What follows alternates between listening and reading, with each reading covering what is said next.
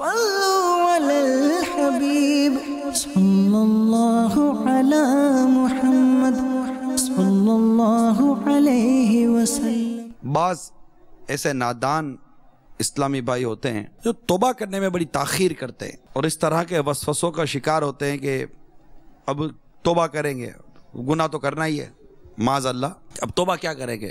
یہ تو کہتے ہیں کہ بھائی توبہ کرو اور آگے گناہ کرنے کا عزم بھی نہیں ہو، واقعی یہی ہے۔ ایسوں کو امام غزالی رحمۃ اللہ تعالیٰ علیہ فرماتے ہیں کہ اس وسوسے میں آ کر اپنی توبہ کو ترک نہ کرے۔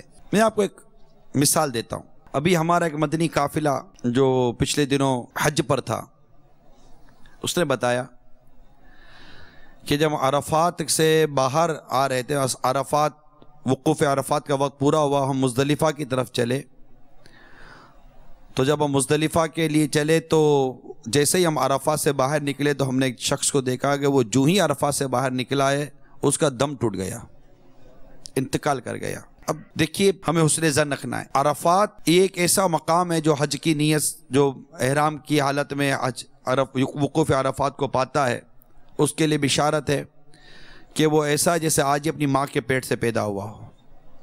تو وہ تو توبہ کر کے نکلا اور مر گیا۔ ایسے بھی تو ہو سکتا ہے نا کہ آدمی توبہ کرے اور اگلے گناہ کا موقع ہی نہ ملے، توبہ کرے اور مر جائے اور اللہ تعالیٰ اس کے سارے گناہ بخشتے ہیں۔ تو یہ کیسی نادانی ہے کہ بندہ یہ کہہ کہ توبہ ہی نہ کرے کہ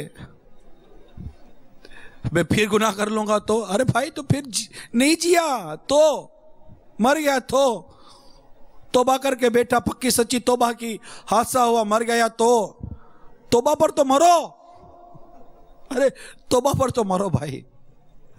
یہ گناہوں کا گٹھڑا لے کر مریں گے تو مر جائیں گے۔ کوئی ایک گناہ ہے تو آدمی بات کرے نا، گناہ ہی گناہ ہے، اب ایک نیکی ہے کہاں۔ نفس بدکار نے دل پر ایک قیامت توڑی، عمل نیک کیا بھی تو چھپانے نہ دیا۔ نیکی کے لیے تو اخلاص چاہیے، گناہ کے لیے کیا چاہیے؟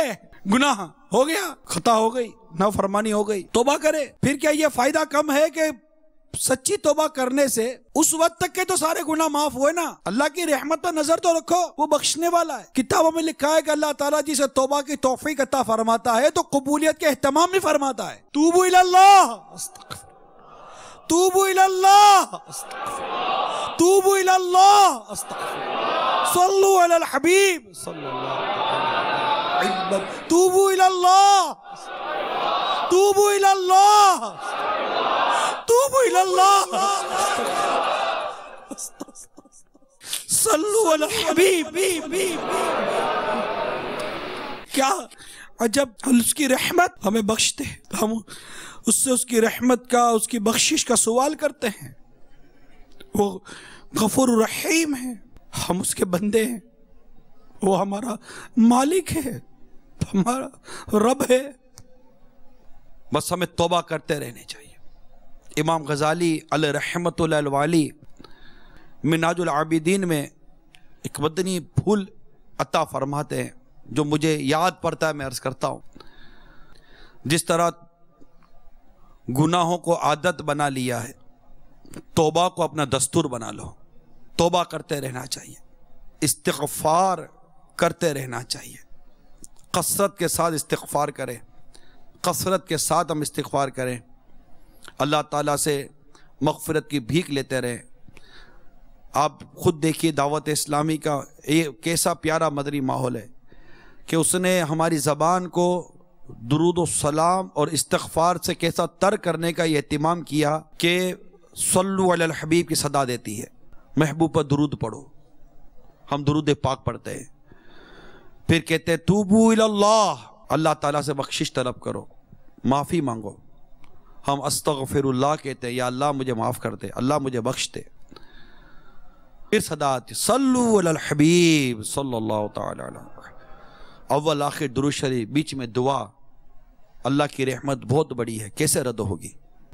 نور کے پیکر تمام نبیوں کے سرور صلی اللہ تعالی علیہ وآلہ وسلم کا فرمان ہے، روح پرور ہے۔ اللہ عز و جل کسی بندے کے گناہ پر نادم یعنی شرمندہ ہونے کو ملاحظہ فرما کر اس کے توبہ کرنے سے پہلے ہی اسے معاف فرما دیتا ہے. صلو علی الحبیب صلی اللہ تعالی علی محمد توبوا الی اللہ استغفر صلو علی الحبیب صلی اللہ تعالی علی محمد. تو میٹھے میٹھے اسلامی بھائیوں، مدنی چینل کے ناظرین، جو خوش نصیب اپنی نیکیوں پر بھولے گا نہیں، اللہ عز و جل کی بے نیازی کو بھولے گا نہیں، نیکیاں کرنے کے باوجود اخلاص کی کمی کی خوف سے لرزے گا اور اشک باری کرے گا، وہ کامیاب ہے. اللہ عز و جل کی رحمت سے ہنستا ہوا داخل جنت ہوگا. صلوا علی الحبیب صلی اللہ علی محمد صلی اللہ علیہ وسلم.